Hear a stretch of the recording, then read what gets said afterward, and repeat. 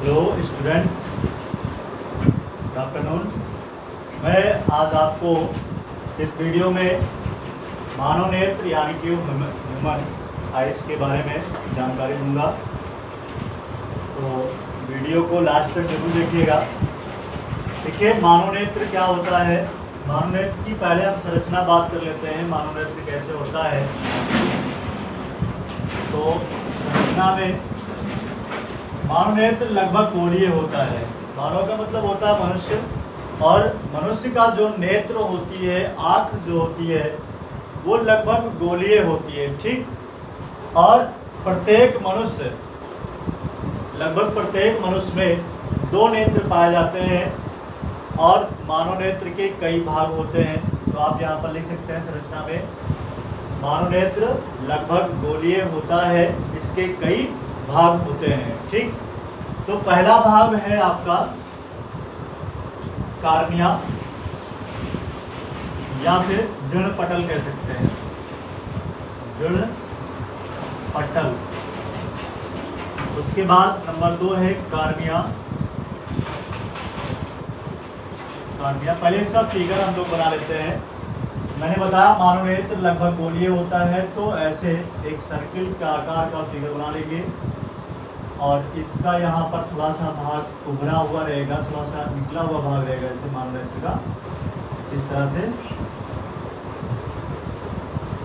ठीक है। और यहाँ से एक इस तरह भी रे होंगी,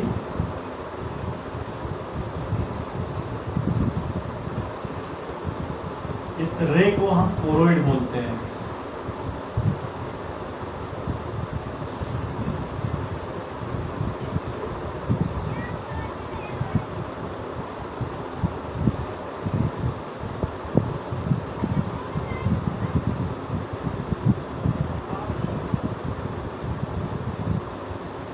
फिगर बना लेंगे, उसके बाद उसके बारे में बताते हैं हम अभी आपको।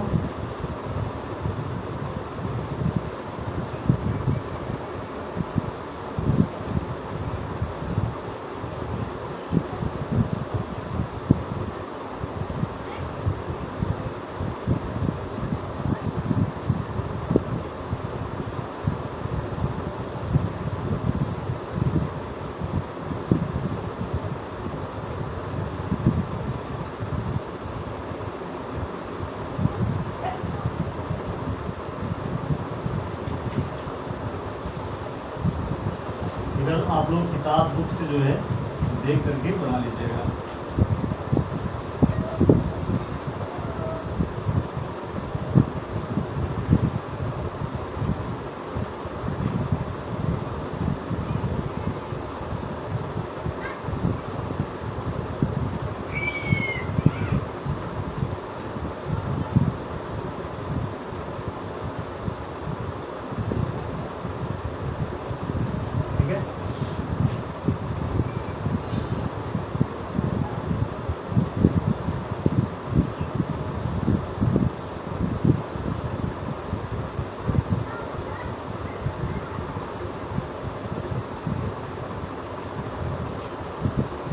देखिए, पहला आपको बताया गया दृढ़ पटल। तो जो मानव नेत्र होता है वो बाहर से एक मजबूत अपारदर्शी श्वेत परत से, सफेद रंग की परत से, सफेद रंग के झिल्ली से ढकी होती है, जिसे क्या कहते हैं, दृढ़ पटल कहते हैं। देखिए, ये जो है आपका, ये जो परत है वो सफेद रंग की है, इसे क्या कहते हैं, दृढ़ पटल कहते हैं, ठीक है।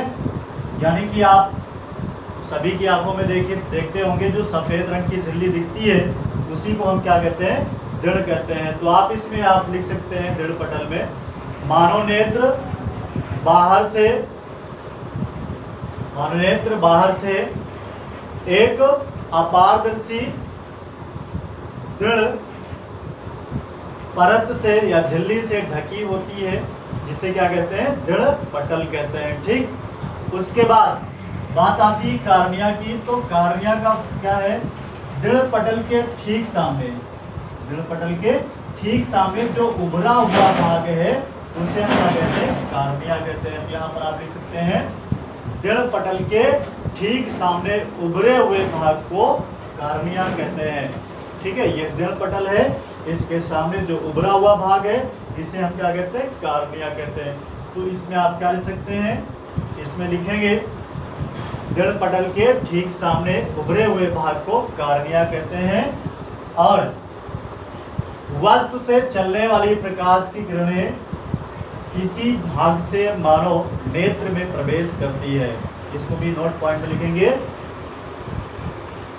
क्या लिखेंगे, वस्तु से चलने वाली प्रकाश की किरणें इसी भाग से यानी कि कार्निया से ही मानव नेत्र में प्रवेश करती हैं। दूसरा पॉइंट आता है आइरिस। आइरिस को बोल देंगे या फिर कोरोइड बोल देते हैं। नंबर 3 है कोरोइड।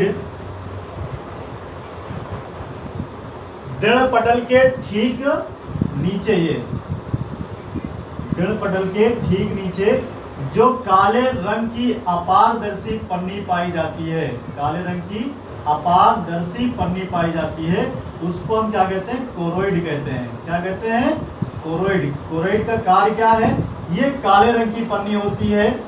इसको ध्यान सुनिए, क्या कार्य होता है कोरोइड का। कोरोइड जो प्रकाश इसके अंदर प्रवेश करता है, ठीक है, मानव नेत्र के भीतर जो प्रकाश प्रवेश करता है, ये उस प्रकाश को अवशोषित कर लेता है, जिससे मानव नेत्र के भीतर प्रकाश का अपवर्तन या फिर परावर्तन या पूर्ण परिवर्तन जैसी कोई घटनाएं नहीं घटित हो पाती हैं और वस्तु का प्रतिबिंब स्पष्ट बनता है। ठीक, तो कोरोइड किसे कहते हैं, दृढ़ पटल के ठीक नीचे काले रंग की एक अपारदर्शी परत पाई जाती है, जिसे कोरोइड कहते हैं। ठीक, और मानव नेत्र के भीतर प्रवेश करने वाले प्रकाश को कोरोइड अवशोषित कर लेता है, जिसके कारण मानव नेत्र में प्रकाश का अपवर्तन, परावर्तन या कोई पूर्ण आंतरिक परावर्तन जैसी घटनाएं नहीं हो पाती हैं। ठीक, इसे क्या कहेंगे हम, कोरोइड कहते हैं। ये हो जाएगा कोरोइड। उसके बाद बात आती है जलीय द्रव की। जलीय द्रव या काचाभ द्रव, जलीय द्रव या काचाभ द्रव। तो ध्यान दीजिएगा, जलीय द्रव किसे कहते हैं, कार्निया के ठीक पीछे एक पारदर्शी जलीय द्रव भरा रहता है, कार्निया के ठीक पीछे भी और नेत्र के भीतर यहाँ पर 1.336 अपवर्तनांक का जलीय द्रव भरा रहता है। कितने का, 1.336 अपवर्तनांक का जलीय द्रव भरा रहता है, जिसे क्या कहते हैं, जलीय द्रव या फिर काचाभ द्रव कहते हैं, जिसे हम अपने बोलचाल की भाषा में क्या कहते हैं, बोलचाल की भाषा में उसे आंसू भी बोल सकते हैं। और इसका कार्य क्या होता है, इसका कार्य यह है, जो आपका नेत्र है उसको तरल बनाए रखना होता है। उसके बाद जो इसके अंदर प्रकाश प्रवेश करता है उसके टेम्परेचर को नियमित करता है। और जो बाई चांस आपके नेत्र में अगर कुछ पड़ भी जाता है तो उसको भिगो करके बाहर निकालने का भी कार्य करता है जलीय द्रव। ठीक, तो जलीय द्रव के बारे में क्या लिखेंगे, कार्निया के ठीक पीछे तथा नेत्र के भीतर 1.336 अपवर्तनांक का एक द्रव भरा रहता है, जिसे जलीय द्रव या काचाभ द्रव कहते हैं। ठीक, उसके बाद इसके कार्य मैंने बता दिया, क्या कार्य होता है। कार्य क्या है, मानव ने ये नेत्र को तरल बनाए रखता है और यदि नेत्र में कुछ पड़ जाता है तो उसे भिगोकर बाहर निकालने का कार्य करता है। ठीक, उसके बाद बात आती है आइरिस। नंबर 5 है आइरिस या आइरिस। यहां पर आइरिस की बात आती है तो जलीय द्रव के पीछे, यहाँ पर जलीय द्रव के पीछे एक पतली पन्नी पाई जाती है, वो भी पारदर्शी होती है। पतली, बिल्कुल पतली पन्नी पाई जाती है, उस पारदर्शी होती है, उसका रंग काला भी होता है, भूरा भी होता है, और किसी किसी के नेत्र में ब्लू भी होता है। ठीक, जैसे मान चलिए किसी मानव के नेत्र में अगर ये पन्नी काले रंग की होती है तो उसकी जो नेत्र है वो काली दिखाई देती है। अगर भूरे रंग की पाई जाती है तो वो भूरी दिखाई देती है। ठीक, तो यहाँ से समझिए, जलीय द्रव के ठीक पीछे एक पारदर्शी पतली भूरे अथवा काले रंग की पन्नी पाई जाती है, परत पाई जाती है, झिल्ली पाई जाती है, जिसे क्या कहते हैं, आइरिस कहते हैं। ठीक, आइरिस कहते हैं, इसे हम बोलचाल की भाषा में आंख का पर्दा भी कहते हैं। क्या कहते हैं, आंख का पर्दा। ठीक, उसके बाद इसी पतली परत के बीचों बीच में मध्य में एक छोटा सा छिद्र होता है। ठीक है, इसी के पतली पन्नी के मध्य में एक छोटा छिद्र होता है, जिसे पुतली या नेत्र तारा कहते हैं। छठवां पॉइंट हो गया, पुतली या नेत्र तारा। ठीक है, यानी कि आप इसको लिख सकते हैं, आइरिस के ठीक मध्य में एक छोटा छिद्र होता है, जिसे पुतली या नेत्र तारा कहते हैं। ठीक, अब पुतली या नेत्र तारा का बहुत महत्वपूर्ण कार्य है, ध्यान से समझिएगा। पुतली जो होती है ये प्रकाश को नियंत्रित करती है, उसकी मात्रा को नियंत्रित करती है कि नेत्र के अंदर ज्यादा प्रकाश ना जा पाए। जैसे हम अधिक उजाले में जाते हैं, अधिक प्रकाश में जाते हैं, तो ये पतली स्वतः छोटी हो जाती है, और यदि हम अंधेरे में आते हैं तो ये जो पुतली होती है वो बड़ी हो जाती है। ठीक, तो इसका मतलब ये है कि पुतली या नेत्र तारा अधिक प्रकाश में स्वतः छोटी और कम प्रकाश में, यानी कि अंधेरे में स्वतः बड़ी हो जाती है, जिसके कारण प्रकाश मानव नेत्र के भीतर या नेत्र के भीतर नियंत्रित मात्रा में प्रवेश करता है। ठीक, ये हो गया पुतली या नेत्र तारा। इसको हम थोड़ा सा डिनोट करते हैं। ये हो गया हमारा कार्निया, और ये हो गया जलीय द्रव। ठीक है, और ये हो गया हमारा आइरिस, और ये हो गया पुतली या नेत्र तारा। ठीक, उसके बाद बात आती है आइरिस के ठीक पीछे, इसी पर्दे के ठीक पीछे एक लचीला पारदर्शी, ठीक है, लचीला पारदर्शी और दो ऊतकों से बना एक उत्तल लेंस सिलियरी मांसपेशियों द्वारा लटका हुआ रहता है। ये सिलियरी मांसपेशियां हैं, इन्हीं मांसपेशियों के माध्यम से ये लटका हुआ रहता है। ध्यान सुनिएगा, आइरिस यहाँ पर लिख देते हैं हम। 7वां पॉइंट है आपका नेत्र लेंस। इसके बारे में क्या लिखेंगे, आइरिस के ठीक पीछे लचीला पारदर्शी, यहाँ पर एक वर्ड और पहले आगे जोड़ लेंगे, सिलियरी मांसपेशी पुतली अथवा नेत्र तारा के ठीक पीछे एक लचीला पारदर्शी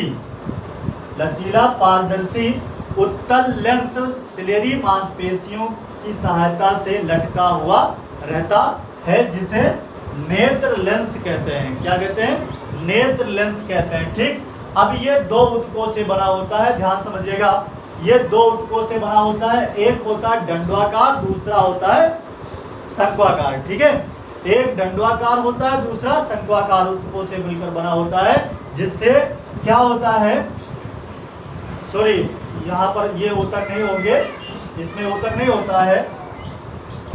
बस आपको सिर्फ नेत्र लेंस में आपको इतना लिखना है कि पुतली के ठीक पीछे एक लचीला पारदर्शी एक लचीला पारदर्शी सिलेरी मांसपेशियों की सहायता से उसका लेंस लटका रहता है, जिसे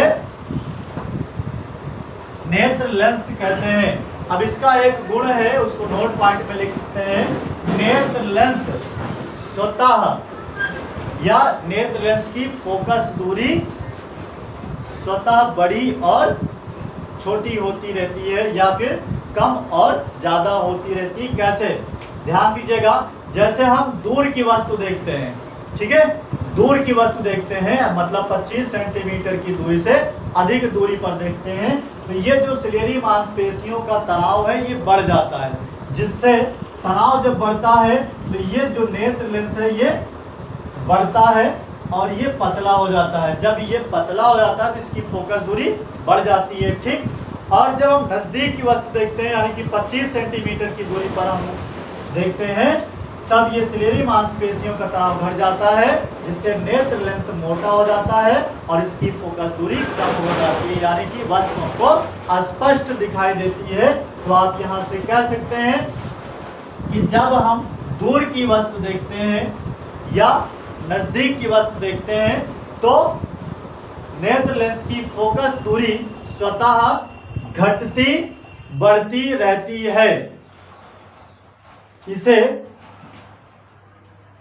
नेत्र की समंजन क्षमता भी कहते हैं, ठीक। तो नेत्र की समंजन क्षमता आगे है, अगली वीडियो में आपको उसका परिभाषा में बता दूंगा। फिलहाल यहाँ पर आपको इतना पढ़ना है कि नेत्र लेंस का कार्य ये होता है कि ये स्वतः छोटी व बड़ी होती रहती है, ठीक। नेत्र लेंस की फोकस दूरी स्वतः छोटी व बड़ी होती रहती है। उसके बाद बात आती है रेटिना की। 7वां 8वां पॉइंट है रेटिना। रेटिना मानव नेत्र के जिस भाग पर वस्तु का आभासी सीधा, ठीक है, वह आकार में छोटा प्रतिबिंब बनता है, उसे क्या कहते हैं? रेटिना कहते हैं। समझ में आई बात? मानव नेत्र के जिस भाग पर वस्तु का आभासी सीधा व छोटा प्रतिबिंब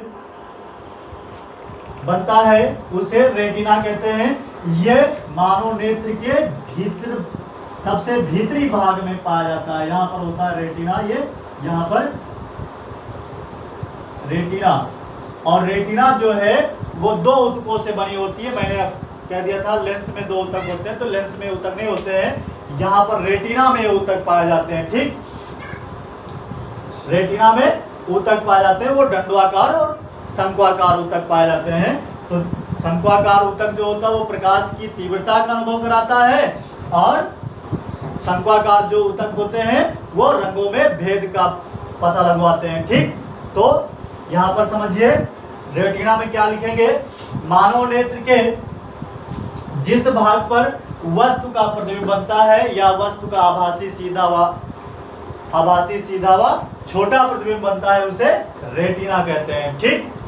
उसके बाद रेटिना के ठीक मध्य में एक पीला बिंदु होता है, पीले रंग का बिंदु होता है, जिसे पीत बिंदु कहते हैं। क्या कहते हैं? पीत बिंदु कहते हैं। पीत बिंदु कहते हैं। ये आपका है 9वां पॉइंट,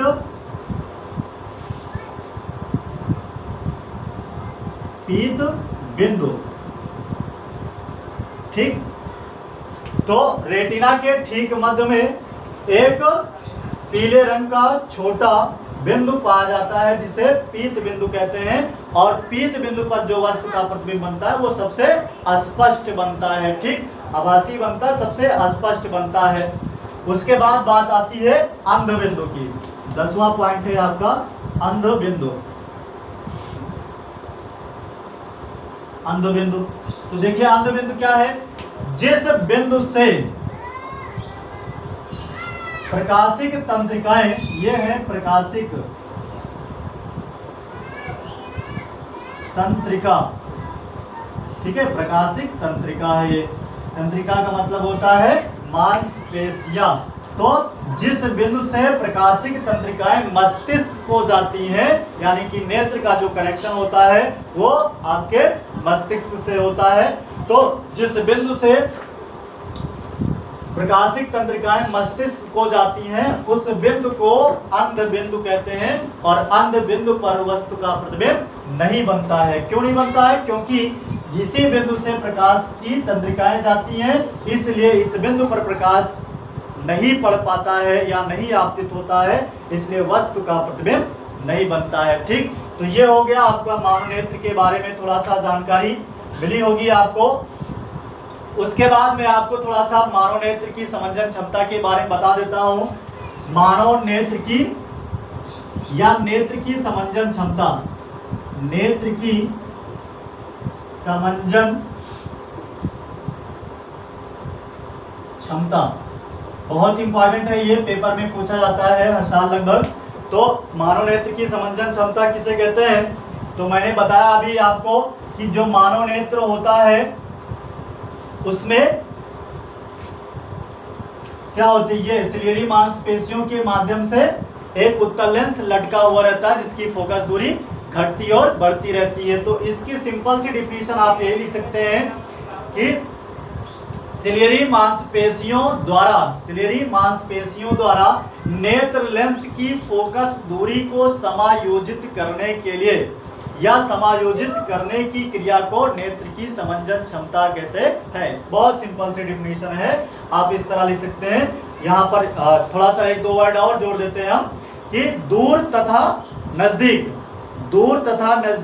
स्थित वस्तुओं को स्पष्ट देखने के लिए, ये इतना हम जोड़ देंगे, और दूर तथा नजदीक स्थित वस्तुओं को स्पष्ट देखने के लिए सिलियरी मांसपेशियों द्वारा नेत्र लेंस की फोकस दूरी को समायोजित करने की क्रिया को नेत्र की समंजन क्षमता कहते हैं। ठीक, अब ये कब होगा आपको मैंने बताया था, इतना आप परिभाषा में लिख सकते हैं। उसके बाद मैं इसके बारे में थोड़ा सा समझा देता हूँ। मैंने बताया था ये नेत्र लेंस क्या है, एक लचीला होता है, लचीला पारदर्शी होता है। तो जब हम दूर की वस्तु देखते हैं तो तनाव, मांसपेशियों का तनाव बढ़ जाता है, जिससे नेत्र लेंस पतला हो जाता है और इसकी फोकस दूरी बढ़ जाती है। लेकिन जब हम नजदीक की वस्तु देखते हैं तब सिलियरी मांसपेशियों का तनाव घट जाता है, सिलियरी मांसपेशियों का तनाव घट जाता है और फोकस दूरी भी कम हो जाती है, जिससे हमें वस्तु स्पष्ट दिखाई देती है। तो ये हो गया आपका नेत्र की समंजन क्षमता हो गई। ठीक, उसके बाद बात आती है, अभी मैंने एक चर्चा और की थी कि जो रेटिना होती है, रेटिना में दो ऊतक होते हैं, शंक्वाकार और दंडवाकार होते हैं। ठीक, तो उसके बारे में आपको बता दिया गया है। तो कैसे प्रतिबिंब बनता है, ध्यान दीजिएगा, मानव नेत्र पर कैसे प्रतिबिंब बनेगा। मान लीजिए यहाँ पर वस्तु स्थित है, अभी आपको उसमें लिखा होगा मानव नेत्र पर प्रतिबिंब का बनना या रेटिना पर प्रतिबिंब का बनना। नेक्स्ट हेडिंग होगी आपकी रेटिना पर प्रतिबिंब का बनना। ठीक है, रेटिना पर प्रतिबिंब का बनना। तो यहाँ पर जब मानव नेत्र के सामने वस्तु स्थित रहती है, उससे चलने वाली जो प्रकाश की किरण है वो सर्वप्रथम कार्निया में जाएगी और कार्निया से होते हुए, पुतली से होते हुए यहाँ पर नेत्र लेंस पर आपतित होती है, और नेत्र लेंस पर जब आपतित होती है तो वहीं पर अपवर्तित हो जाती है, और ये अपवर्तित होने के पश्चात यहाँ पर जलीय द्रव से होते हुए या काचाभ द्रव भी बोल सकते हैं, काचाभ द्रव से होते हुए रेटिना पर आपतित होती है, और जब रेटिना पर आपतित होती है तो वहीं पर वस्तु का आभासी उल्टा और छोटा प्रतिबिंब बनता है। ठीक, समझ में आई बात। यहाँ से आप इसको लिख सकते हैं, रेटिना पर प्रतिबिंब का बनना कैसे बनेगा।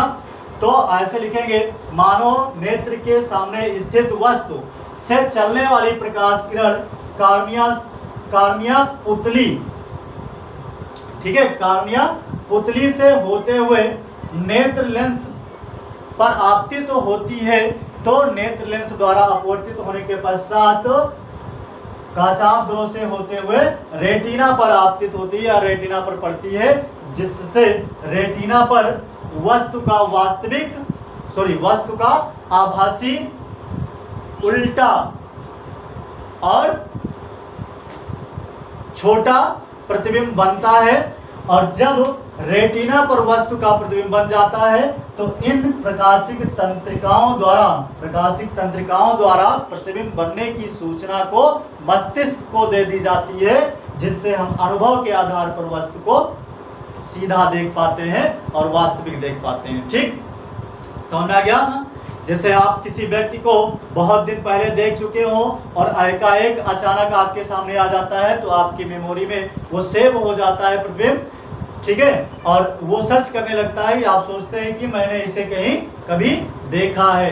तो जब आपको क्लियर हो जाता है तो आप बता देते हैं खुद ही कि हाँ मैंने वहां पर आपको देखा है। तो इसका मतलब ये जो आपके रेटिना पर प्रतिबिंब बनता है वो आभासी होता है, लेकिन तंत्रिकाओं के द्वारा या अनुभव के आधार पर वो सेव हो जाती है मेमोरी में, और जब कभी आप देखते हैं तो उसका मेल करके आप खुद बता देते हैं। ठीक, तो ये हो गया आपका रेटिना पर प्रतिबिंब का बनना। मैं एक बार फिर से बता दे रहा हूं, नेत्र के सामने स्थित वस्तु से चलने वाली प्रकाश की किरण कार्निया पुतली से होते हुए नेत्र लेंस पर आपतित होती है, या जब नेत्र लेंस पर आपतित होती है तो नेत्र लेंस द्वारा अपवर्तित होने के पश्चात रेटिना पर आपतित होती है या पड़ती है, जिससे वस्तु का आभासी उल्टा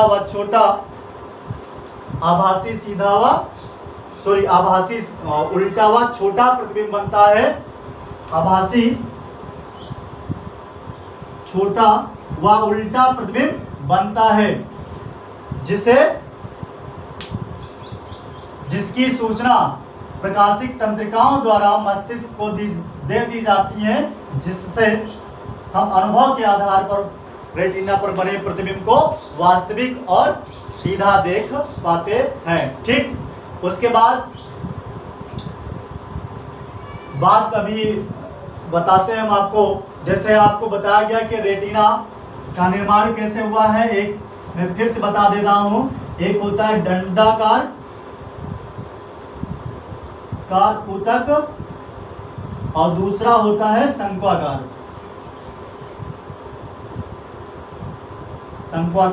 ऊतक होता है। ठीक, देखिए जो दंडवाकार ऊतक होता है वो प्रकाश की तीव्रता का अनुभव कराता है। ठीक, प्रकाश की तीव्रता का अनुभव कराएगा। जैसे सपोज दैट आप मुर्गे को देखे होंगे, इसके नेत्र की रेटिना में दंडवाकार ऊतक की कमी होती है। ठीक, इसलिए इसको सुबह जल्दी उठने की आदत होती है और शाम को जल्दी सोने की आदत होती है। कैसे? क्योंकि शाम को जब सूर्य ढलने लगता है तो इसको प्रकाश की तीव्रता का अनुभव नहीं हो पाता है, इसलिए इसके नेत्र के सामने अंधेरा दिखने लगता है, इसलिए ये जल्दी सोने के लिए चला जाता है। ठीक, लेकिन जो मधुमक्खी होती है उसके नेत्र की रेटिना में इस ऊतक की अधिकता होती है, जिससे वो पराबैंगनी प्रकाश की किरणों को भी पहचान लेती है। ठीक है, इसलिए वो प्रकाश की पराबैंगनी किरणों से भी बच जाती है। लेकिन मानव नेत्र में अगर इस ऊतक की कमी हो जाती है तो उसको रतौंधी कहते हैं, क्योंकि उसको शाम को दिखाई देना बंद हो जाता है। तो अगर जिस व्यक्ति के रेटिना में दंडवाकार कोशिकाओं की कमी होती है वो व्यक्ति क्या होता है, रतौंधी, उसको रतौंधी हो जाती है, रतौंधी नामक रोग हो जाता है। ठीक, लेकिन शंक्वाकार ऊतक क्या होता है, ये रंगों में भेद का पता कराता है। रंगों में भेद का मतलब जैसे खास रंग होता है लाल और हरा रंग। ठीक है, लाल और हरा रंग होता है, इसको आप वर्णांध भी कह सकते हैं। अगर जिस व्यक्ति के नेत्र में इस कोशिका की कमी होती है, इस ऊतक की कमी होती है, वह व्यक्ति वर्णांध होता है, यानी कि लाल और हरे रंगों में भेद नहीं कर पाता है, जिसे हम वर्णांध पुरुष कहते हैं या वर्णांध व्यक्ति कहते हैं। और इस प्रकार के व्यक्तियों को रेलवे या फिर कोई भी ट्रैफिक लाइन में उसको सर्विस नहीं मिलती है। ठीक, तो समझ में आ गया। अगर आपको इस वीडियो में मेरी जानकारी अच्छी लगी हो तो वीडियो को लाइक, शेयर और कमेंट जरूर करिएगा। उसके बाद अगर वीडियो पर आप नए हैं चैनल को सब्सक्राइब कर दीजिएगा और बेल आइकन को भी क्लिक कर दीजिएगा ताकि आने वाली वीडियो की नोटिफिकेशन आपको मिल सके और आप अपने घर में इस लॉकडाउन के समय में घर पर ही बैठ करके अच्छे से अच्छी पढ़ाई कर सकें। और कमेंट बॉक्स में जरूर कमेंट करिएगा ताकि हम लोगों को पता चले कि आपको क्या समझ में आ रहा है, क्या नहीं समझ में आ रहा है। ठीक स्टूडेंट्स, थैंक यू।